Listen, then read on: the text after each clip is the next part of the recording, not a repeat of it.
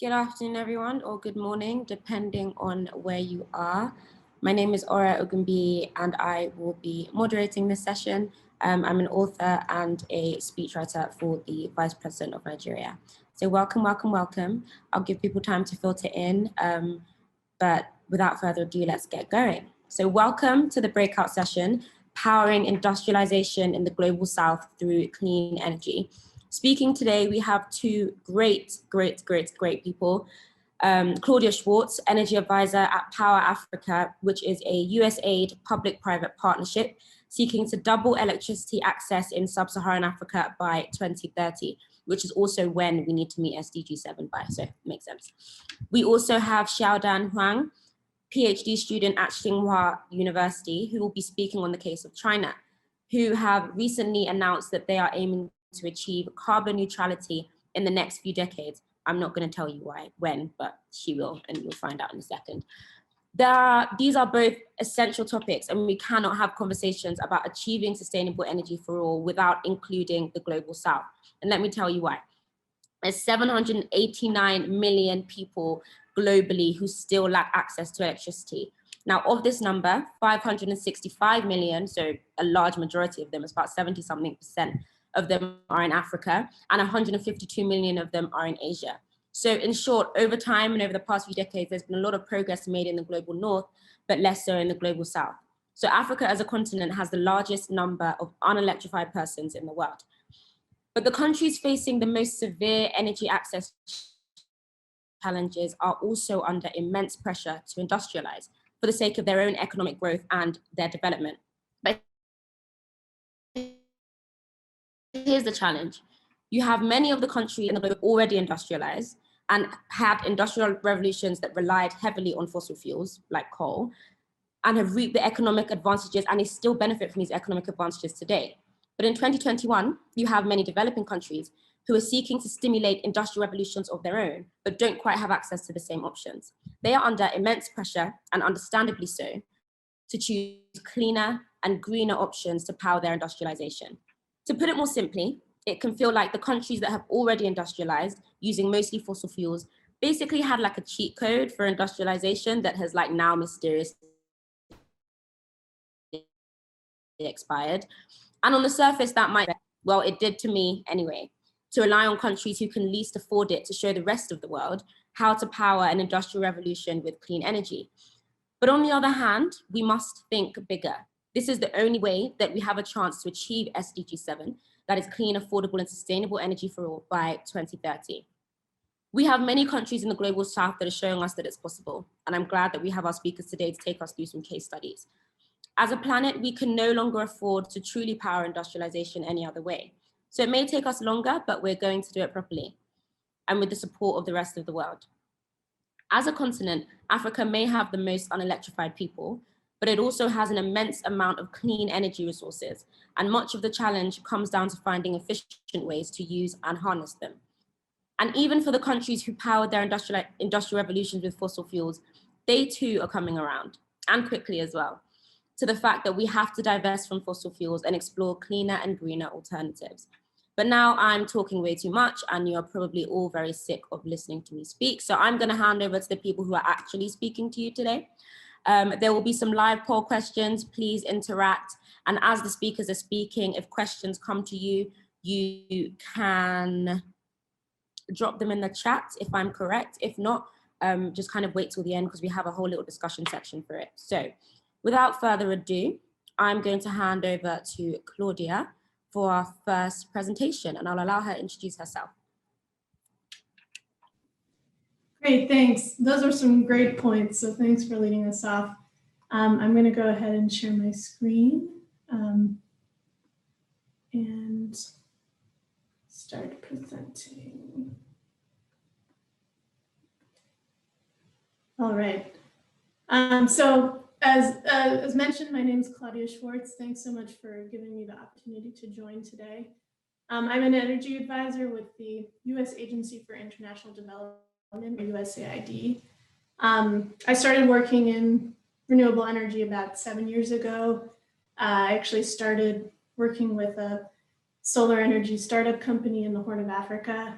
And a fun fact is I actually have solar panels probably less than 10 feet above my head as we speak, right on the roof of our house that we're paying for with a power purchase agreement. So the electricity that I'm talking to you with as we speak is generated by solar power. So I'm going to talk to you a little bit about pathways to clean energy, specifically in sub-Saharan Africa. And then I think my fellow panelists will speak about China.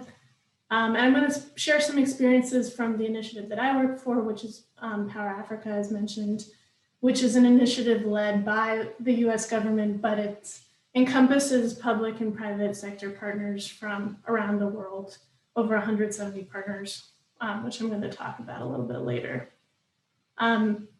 So I'm just going to give a very little bit of background. Basically, I'm not going to go into too much detail about the energy access challenges in sub-Saharan Africa, because I'm sure the vast majority of you are very familiar, and I'm sure you're also familiar with the vast renewable energy resources available in sub-Saharan Africa, whether solar power, electricity, abundant in many places, wind power, hydroelectricity, geothermal. These are all technologies that Power Africa is looking at. We basically taken all of the above technology approach. And we have a two-pronged goal basically for the initiative, which is we're gonna go over in a live poll starting just now, hopefully. Yeah, so basically you can just give your guess or estimate about what our goal is for 2030 in terms of generation capacity in sub-Saharan Africa. And you may already be familiar with the Power Africa initiative, so you may know about this. I think we can go ahead and yeah, there, end the poll. Okay, so actually it looks like we got the right answer for the majority of people, which is 30,000 megawatts. So great job. We can move on to the next slide. So basically, yeah, as mentioned, our first goal, adding 30,000 megawatts of new and cleaner power generation by 2030, and that's both on-grid and off-grid. And then in addition, adding at least 60 million new electricity connections for homes and businesses that basically weren't there prior to the initiative. And we have a number of ways we're trying to tackle this. We work both in on-grid power generation transactions and also off-grid, what we call beyond the grid. We provide on-the-ground support through over 70 expert transaction advisors in over 20 countries. And they work supporting both companies, investors, and governments in business development support, also in promoting access to finance. And then we work directly with governments, helping them to enact their own reforms. And we also do work in empowering women and youth, which is obviously relevant to this summit. So again, our goal in model are basically focused on partnership approach. We try to leverage the strengths of the public and private sectors, and we work directly with investors and entrepreneurs. So just to dig a little bit deeper, the partners that I mentioned, we have 12 US government agencies that we work with. This includes the equivalent of our Ministry of Foreign Affairs, our Ministry of Finance, also our Exim Bank, our Development Finance Institution, which is called the USDFC, and some other independent agencies called the Millennium Challenge Corporation, US Trade and Development Agency, and others. We also have almost 20 development partners around the world with both bilateral and multilateral donors and governments. So for example, the African Development Bank, the World Bank, Government of Japan, Government of Norway, Government of Israel, and many others. And then we work with actually, it's now almost 170 private sector companies and investors. So just to give a little more detail on those. This slide shows sort of the spectrum of companies and investors that we work with. So that includes, as you can see, 19 companies focused on household solar alone. And then that includes investors as well. We also work with 49 other investors. We work with 6 companies in the mini grid sector, 26 companies working with on-grid renewables, 2 companies working in battery storage, 4 working in transmission and distribution, and a very small number working in hydrocarbons. So just to talk a little bit about some of the impact we've had towards our goals. The first one is we've helped to secure over 11,000 megawatts of generation capacity, reaching financial close, by which we mean they have enough money basically to develop their project. And that's 124 projects, I believe 80% of which are renewable energy. And not all of those are commissioned and operational yet, but many of them are. For example, this solar farm in Zambia, the Benguelu project, which is actually part of Power Africa's support to the IFC Scaling Solar Initiative, which is a program that works on lowering the cost of grid scale solar, which incentivizes independent power producers to develop more solar, which helps the virtuous cycle continue. Similarly, in the wind sector, we also have supported 2 of the largest grid-connected wind farms on the continent, both of which are in Kenya. This is the second largest, Kipeto, in northern Kenya, which is 100 megawatts, really pioneering grid-scale wind in Africa. And Power Africa has provided a variety of support, including over $200 million in financing from the US Development Finance Corporation. So those are 2 of the 48 projects that are now fully commissioned and are operating as we speak and generating electricity. And then similarly, we've supported to date 18 million new connections to homes and businesses. So that's about 88 million individuals and businesses with access to electricity that didn't in 2013. And 16 million of those are on the on-grid side, on the off-grid side, actually. And almost virtually 100% of that is in renewables, particularly in solar, as you can see in these pictures on the slide. So just to talk a little bit more about the technologies we work with, this is on the on-grid side. We've supported over 2,400 megawatts of wind generation, over 1,500 megawatts of hydroelectricity, and over 1,900 megawatts of solar generation capacity, and then also a number of projects in geothermal and biomass. And then on the off-grid side, we've worked with over 200 off-grid companies, which again, the vast majority are in renewables, particularly solar. So just to talk a little bit about the work we've done in terms of youth specifically, we have a flagship program working with youth, particularly young women, which is called the Young Women in African Power Leadership Training, which is actually a partnership with the Young African Leadership Initiative, which is another US government program. And it's focused on really training the next generation of women leaders in the African energy sector. There's been 4 trainings to date, 2 in South Africa, 1 in Senegal, 1 in Kenya. Each cohort has had about 40 women under the age of 35, and the focus is to build leadership skills and professional development in the sector. And then other members of Power Africa have also worked with the Young African Leadership Initiative. So that includes the US African Development Foundation, which is another government agency, which has provided seed funding directly to young entrepreneurs, over 250 youth entrepreneurs to date in 37 countries. Now, not all of those are in the energy sector, but a large proportion of them are. And if you're interested in learning more about the tools and activities that Power Africa has available, you can go to this website, usaid.gov/PowerAfrica/toolbox, which actually has a searchable tool for basically looking through all of the categories of assistance that we offer. And as you can see, it's in a variety of sectors that might be relevant. And basically, that's the information that I wanted to share with you.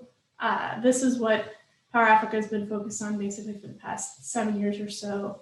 And we're really looking forward to doing even more in the renewable sector over the next 9 years until we get to 2030, which is obviously the goal for all of us. So I'm going to stop sharing now and hand it over to my co-panelists. Thanks very much. Thank you very much, Claudia. That was great. I'm already bursting with questions. And just a reminder to all participants, questions come to your mind, feel free to drop them in the chat as we go along, or you can save them for later if you prefer, but feel free. So I'm going to hand over quickly to Xiaodan Huang, and over to you. Hi, and can everybody see it? See my screen? Yeah, hi friends, I'm Huang Xiaodan, a Ph.D. from the Institute of Energy, Environment and Economy.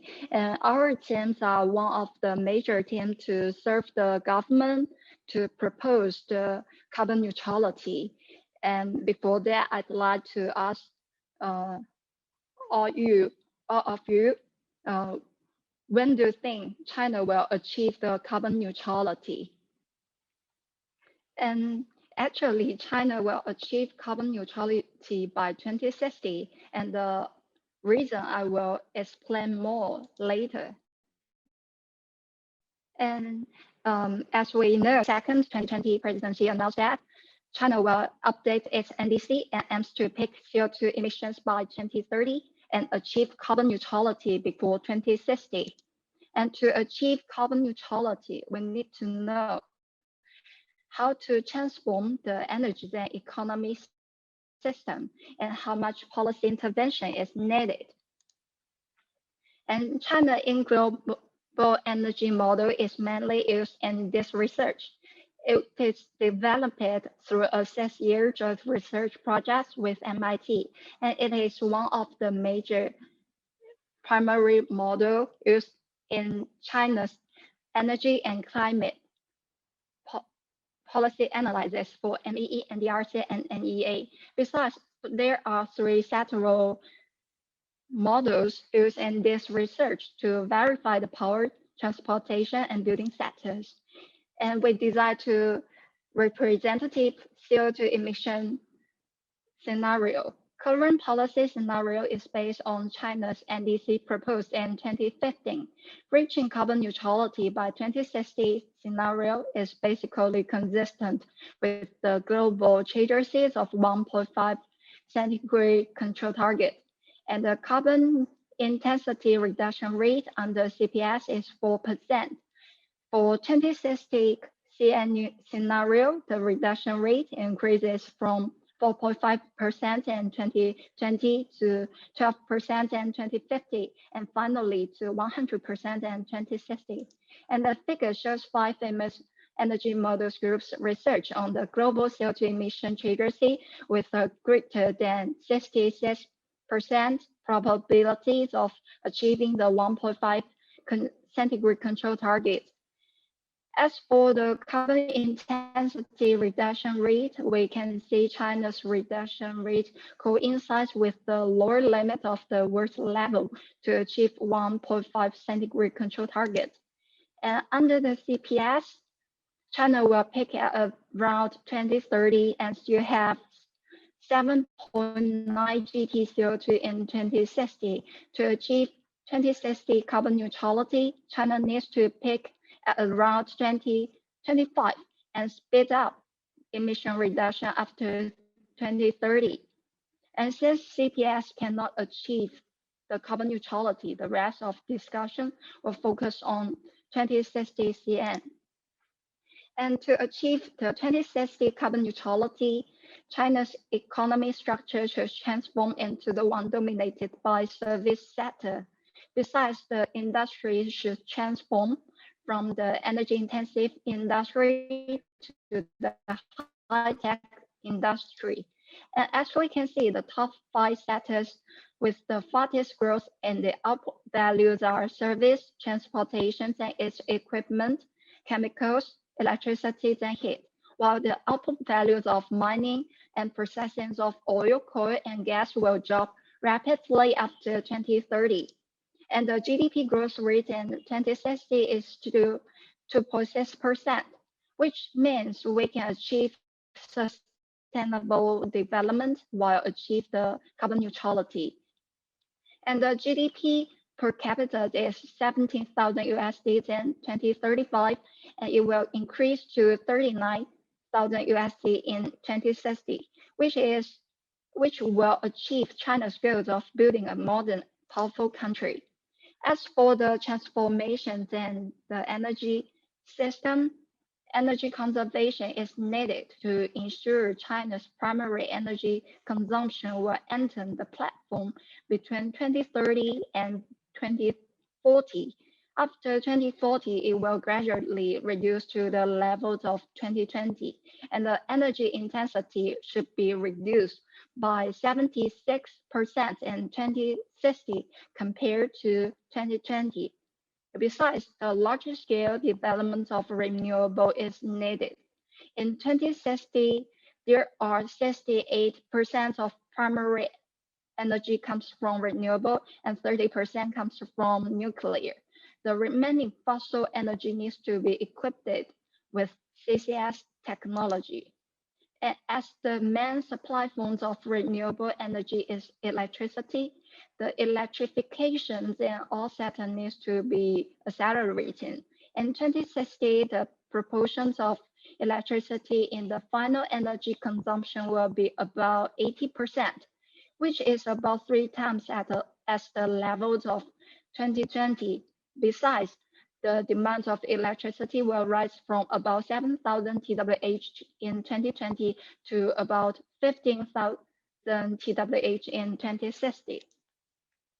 In 2060, there will be about 7,000 GW installed capacity, in which solar and wind are about 5% will be completely withdraw the market in 2015, and coal electricity with CCS will be cost-effective since 2035, while the BCCS will be cost-effective since 2045. In 2060, the non-fossil electricity will account for 97% of the total electricity supply, in which renewable will account for 60%, in which the renewable electricity will account for 80%, while the wind and solar account for 57%. And as we can see, CCS technology will be mainly used in electricity sector, iron and steel sector, the direct air capture. And as for the sectoral emission, it reflects the difficulties of emission reductions in different sectors. Industry sector CO2 and power sector will be the easiest sector to achieve carbon neutrality.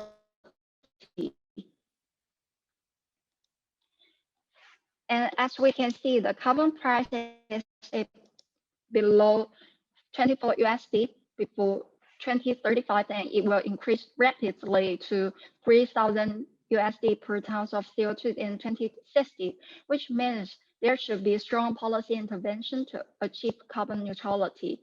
And as a result, to achieve carbon neutrality by 2060, China needs to increase the energy efficiencies and increase the shares of renewable energy and nuclear in the total primary energy consumption. Also, it should accelerate the electrification of the final energy use in industry, in transportation, and building sectors, and promote the deployment of green technology. And finally, China should introduce the carbon price in mechanical mechanism including ETS. And thank you for your attention. Thank you very, very, very much. That was great. I know we're losing you a bit at the end, but thank you for carrying on and being a trooper. I have some questions for you both. And in that time, guys, please drop some questions in the chat. Literally anything, no question is a silly question, don't worry about it.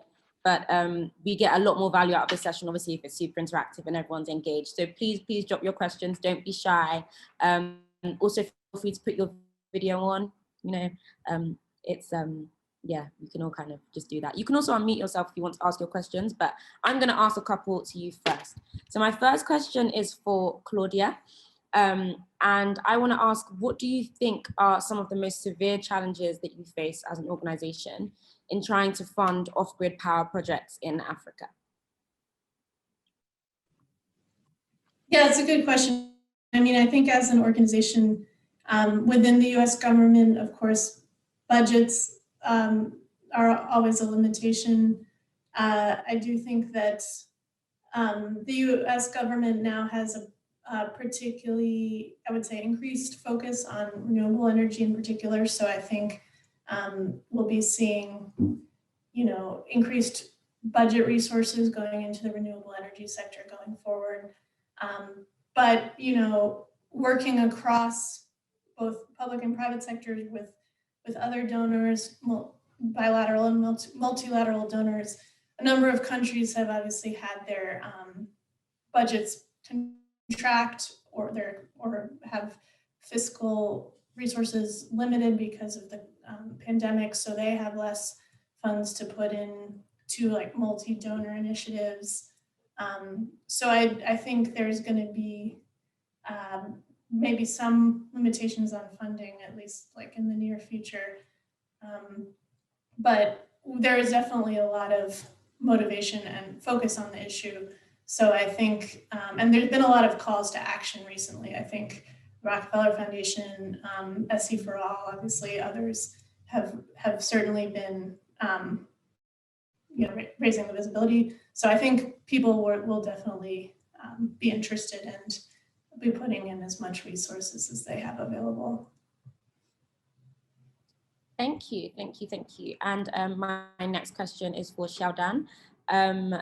My question to you is, what kind of obstacles will China face in their long path to carbon neutrality? Thank you, Orin. That's a very good question. I think mainly three aspects, including the outbreakings of technologies, the green funding, and the supporting policies. And firstly, the new energy technologies such as storage, CCS, BCCS, DAC, hydrogen, etc., are not cost effective yet. However, they are extremely important to achieve the carbon neutrality. So research and design for those new technologies are needed to make it affordable, accessible, and safe. And secondly, the green funding is not enough yet. The transformations of energy and economy system needs a lot of investment. And thirdly, the policy such as carbon pricing mechanism and the renewable energy certification to motivate the market to transform into the low carbon society are not mature yet. And therefore, to achieve carbon neutrality, it needs our youth to do a lot in the future years. Thank you.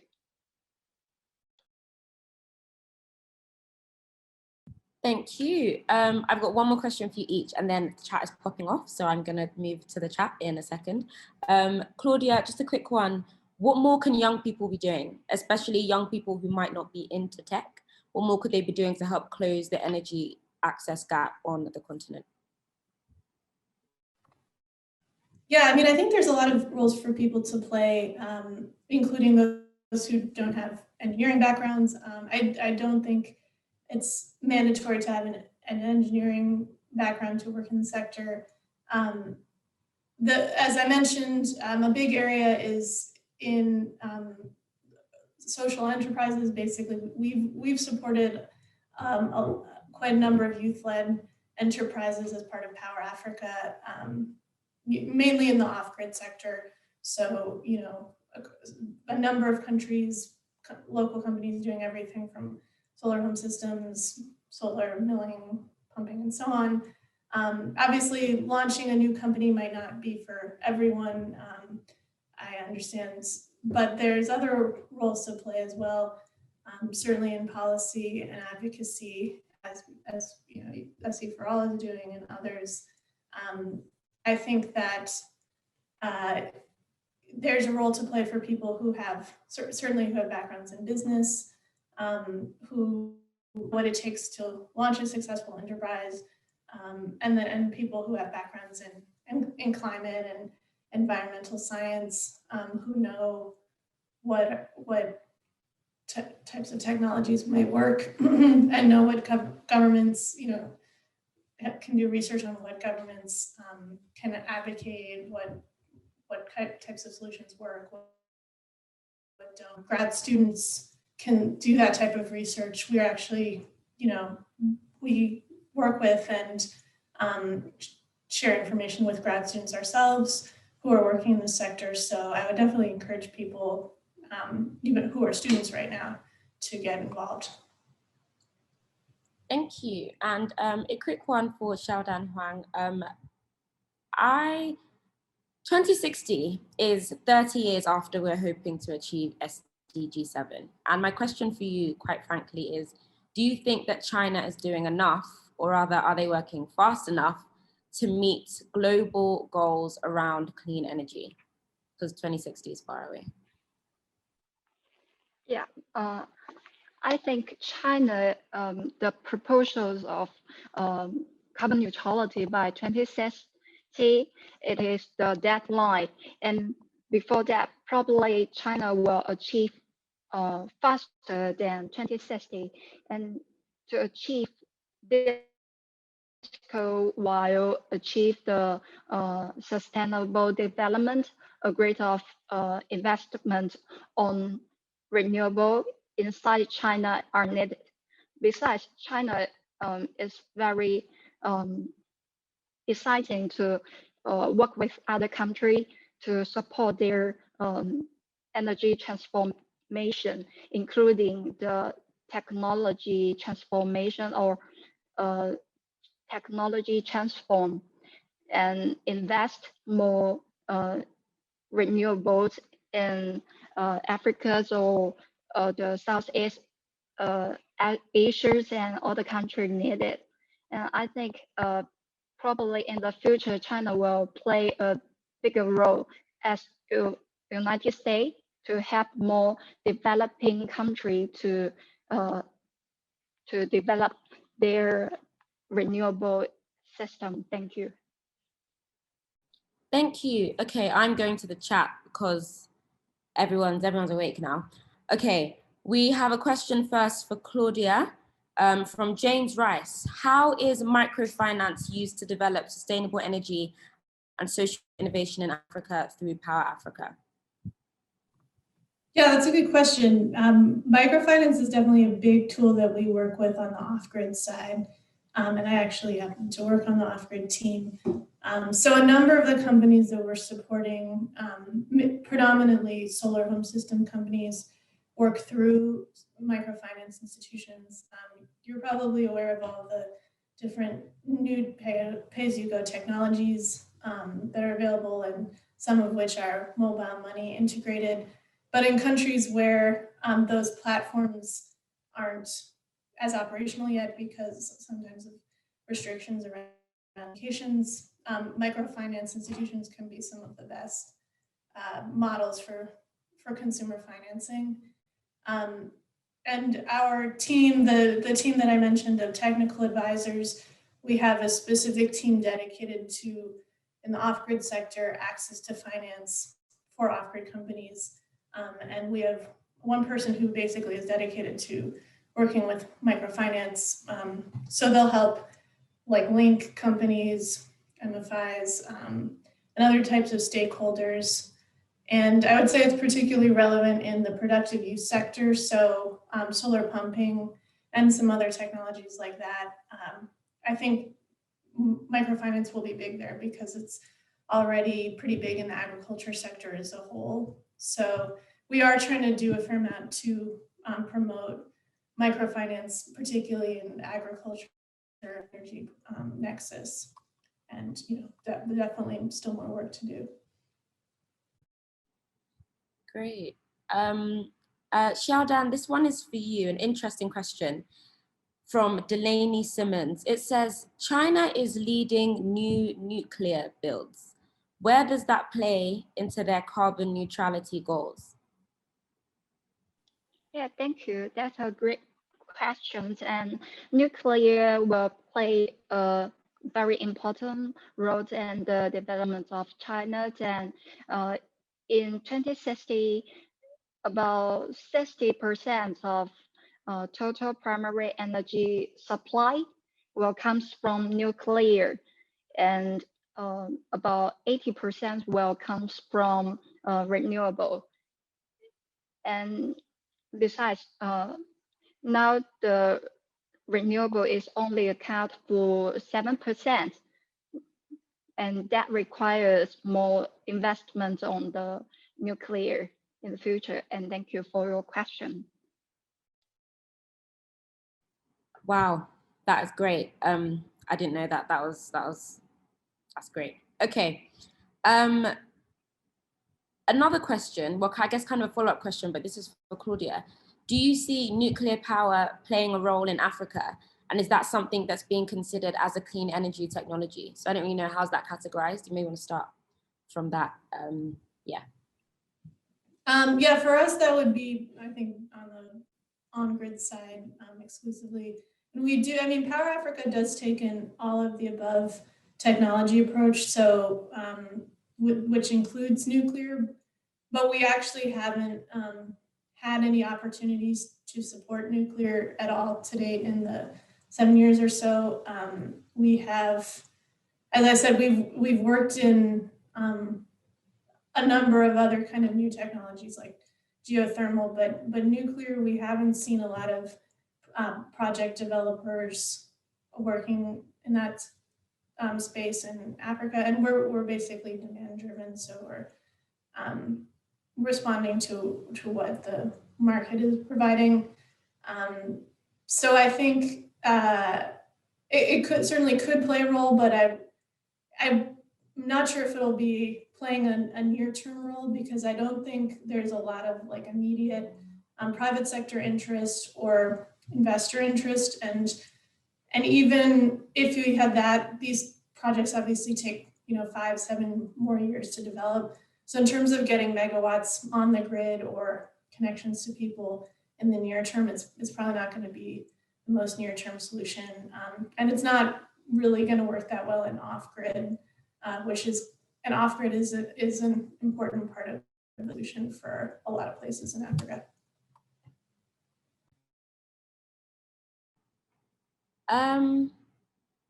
We have some more in the chat. Do Power Africa collaborate with universities and any energy research centers in order to help alleviate energy literacy and poverty? I think energy literacy definitely has to be a part of the conversation around energy access and also the energy transition. Yeah, in terms of Power Africa, we do, I would say, like, informally, we work with universities fairly frequently in the sense of we provide information to for example, grad students who are doing research in the sector, and vice versa. We've had grad student teams, for example, do research, like, for example, a practicum working with Power Africa. So we're certainly open to that kind of thing. In terms of other types of research centers, we have a formal partnership with the National Renewable Energy Laboratories in the US, which is actually part of the US Department of Energy. So it's like a government entity, but it's it's entirely research focused. That's focused on renewable energy, of course. In terms of formal partnerships with universities, I don't know if we have any active in the moment in terms of us like providing a grant to the the university, but we do definitely have these informal types of partnerships. Claudia, I've got another one for you. This is quite interesting, especially as someone who works in government. Learning from the Power Africa initiative, are there challenges in collaborating or partnering with state-owned electricity companies in terms of off-grid implementation? Are there any lessons learned that countries which face issues regarding power utilities, monopoly can learn? So a bit of a long one. That's from Ishan Hafiz Luxmanto. I'm so sorry if I ruined your name. Yeah, sure. I mean, yeah, definitely. A lot of the countries we work in have power utility monopolies. Some are more unbundled than others, but some have basically entirely vertically integrated monopolies. But we do work in the off-grid sector in essentially every country that we're active in. So in terms of collaborating and partnering with the utility on off-grid implementation, I would say one thing is in a lot of countries we work directly with the renewable or the Rural Electrification Agency. So actually, for example, in Nigeria, we work with, they are very active, have a large rural electrification program, and Power Africa has this team of transaction advisors who work directly with that REA to support the initiatives, providing like technical support, and also working with the private off-grid companies that are, for example, applying for tenders. So there's definitely ways to collaborate. We've also funded research on master plans for electrification. So figuring out what parts of the country make sense for on-grid and what parts make sense for off-grid, which can be helpful, I think, in a lot of countries because there sometimes isn't, clarity around where should the grid be, what makes sense for the private sector to address. And if there isn't clarity, then obviously that creates problems for everyone, creates problems for politicians who overpromise or underdeliver, and then it certainly creates problems for the companies who don't want to invest if they won't be able to continue their investments. So we do a fair amount of support in that type of electrification planning and that type of thing. Okay, just a reminder, guys, if you do want to unmute yourself, please make sure you're clearly identified. We can't just have like iPhone or user asking questions, but if you'd like to unmute yourself, just please make sure you're clearly identified. Question for Xiaodan, it's a good one. In the energy sector, where you point out that the power sector is the most promising to be in negative emissions, why the power sector?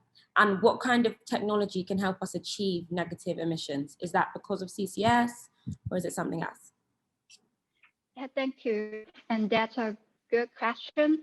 And mainly CCS, the one called BECCS, bioenergy electricity with carbon capture and storage technology, will be the mainly negative emission technology. That's because, as we know, the bioelectricity is the carbon neutral electricity. And if we capture the CO2 emission emit from the bioenergy, we will capture extra CO2 from the atmosphere, and then we will achieve negative emission. And besides, there is another technology called direct air capture, DAC CCS, and it is used the electricity generated from the solar or wind, and it will mainly used and place. There isn't no many tree, and it will capture the CO2 directly from the atmosphere, and it is called DACCS. These two main technology will be the future main negative emission technologies. Thank you. Okay, thank you. I've got a question from Anja. Is it easier to take advantage, this is for Claudia, sorry. Is it easier to take advantage of the leapfrogging effect with off-grid small-scale technology, or has it been the case that research has focused on large-scale installations? I think this is a complex question, but useful. Yeah, I mean, I think I would say my answer is that I think research has focused on both.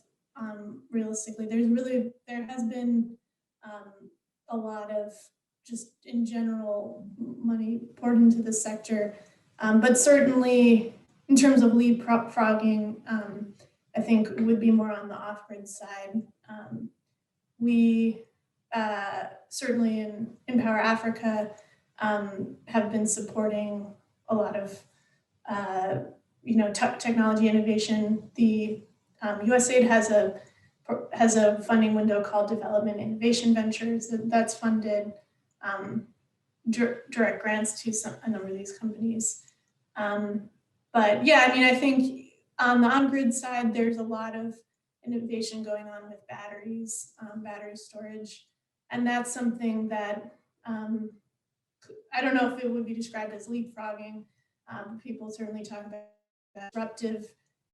If you can have battery storage that can really power, an energy sector for several hours, then you can really reduce the need for base load fossil fuels in many cases, hopefully. And that's, something we're hoping for even in the US.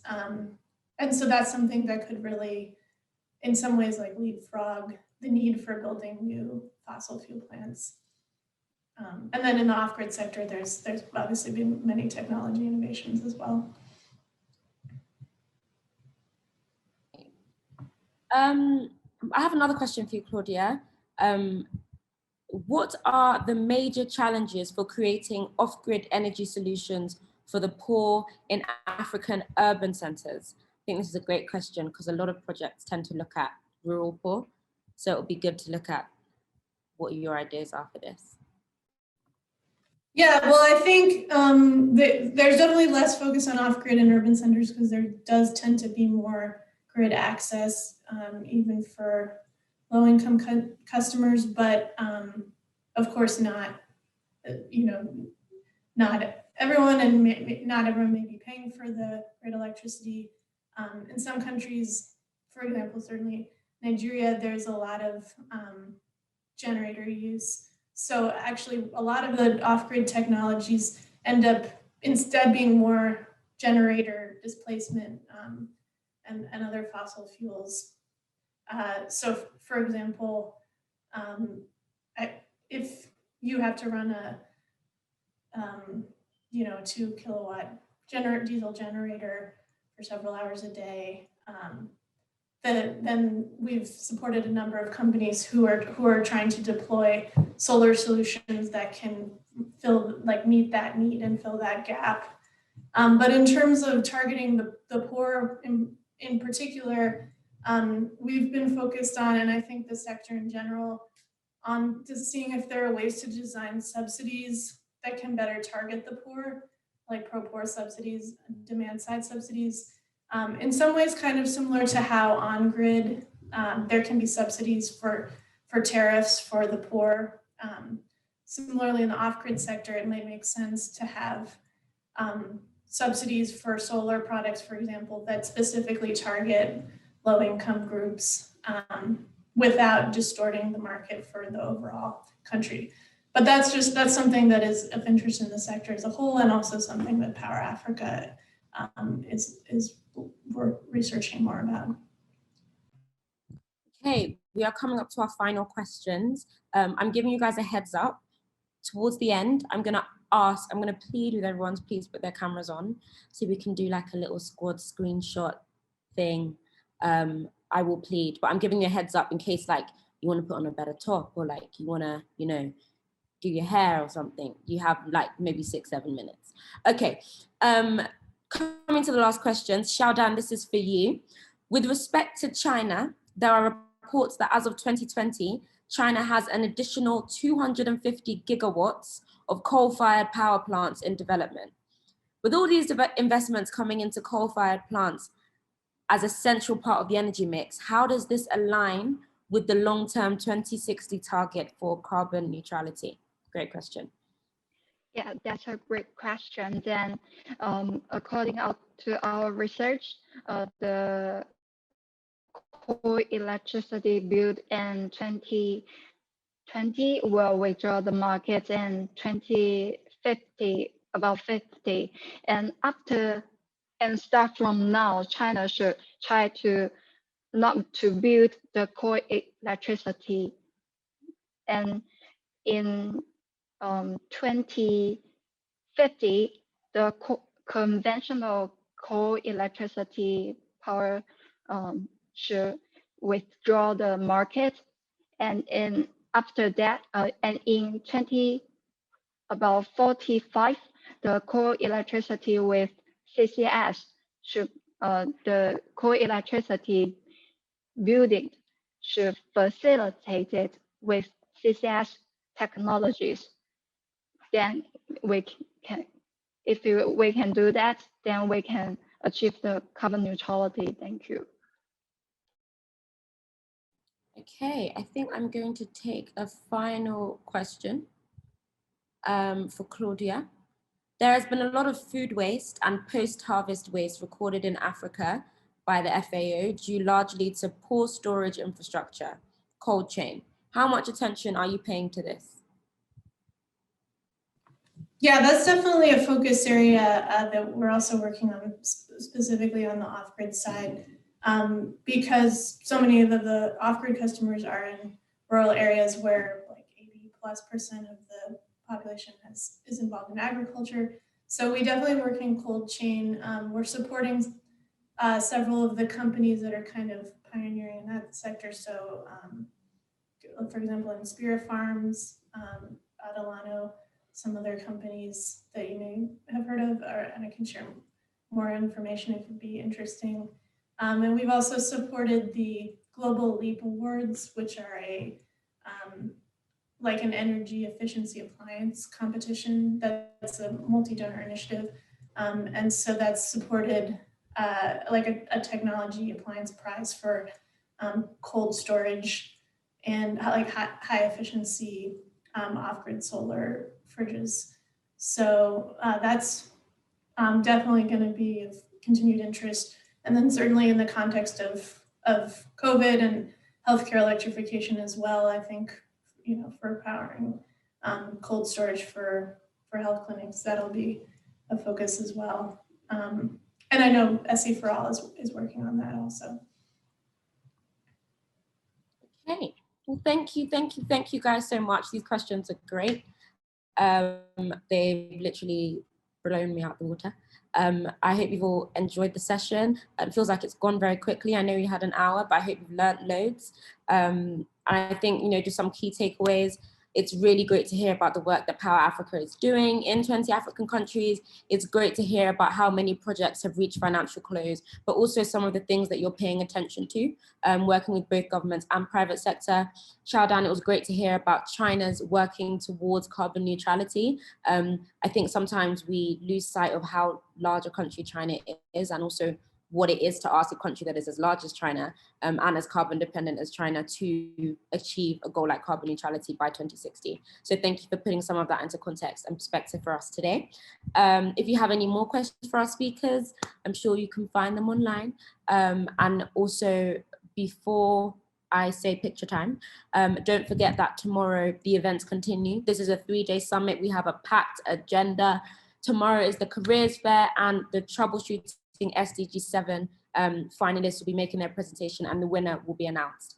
And then on the 3rd day, we've got an academic fair. We've got the the session with the youth envoy. It's all going to be great. So today's just the beginning, and I just want to remind you guys that you should show up tomorrow and on Thursday as well.